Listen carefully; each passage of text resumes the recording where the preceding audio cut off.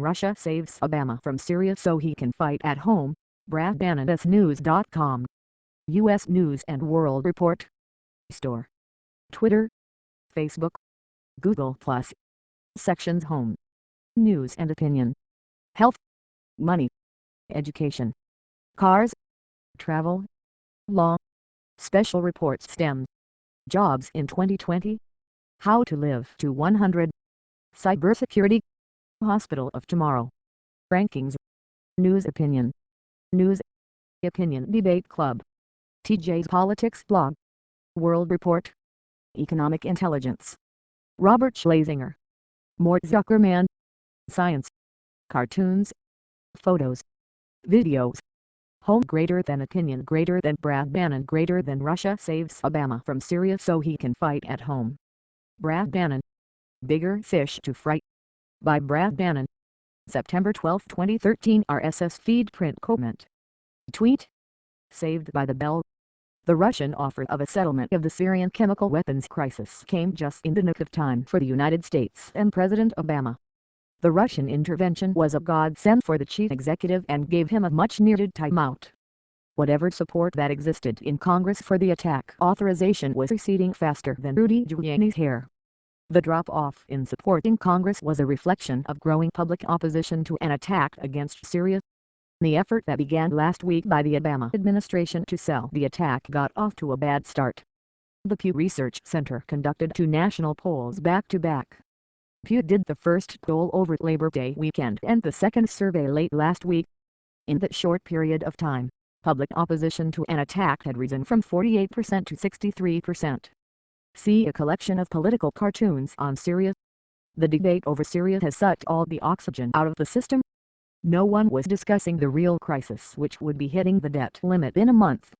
In that event, there won't be money for cruise missiles or anything else for that matter. To get the increase in the federal budget limit, the president may have to make compromises and budget cuts that will threaten his support with liberal Democrats. It was clear from the surveys that Democrats opposed an attack. Less than half of the Democrats in a Gallup poll conducted last weekend supported military action against Syria. The president can't afford to alienate the base whose support he needs for the upcoming budget battle. The president also has major legislative battles on immigration and health care that will require the support of a unified Democratic Party. Before we can help anybody else, we have to take care of ourselves.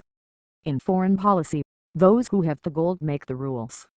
Tuesday night the president stated the situation in Syria was important to the national security.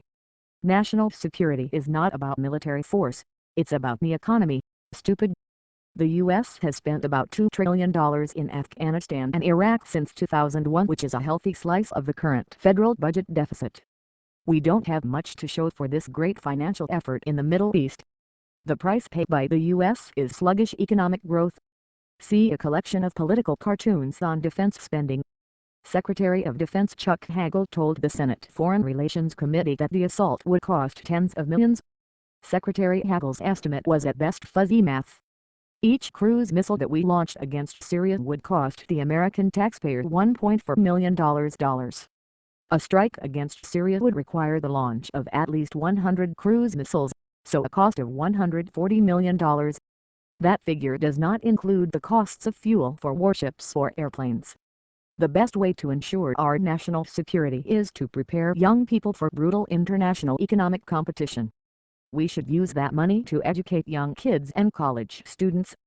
Former President Dwight Eisenhower, a career soldier, once said that every gun that is made, every warship launched, every rocket fired was a theft from those who hunger and are not fed, those who are cold and not clothed.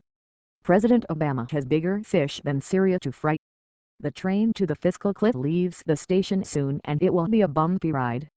Read Lara Brown, Obama's Syria speech shows the president is just Oz behind the curtain.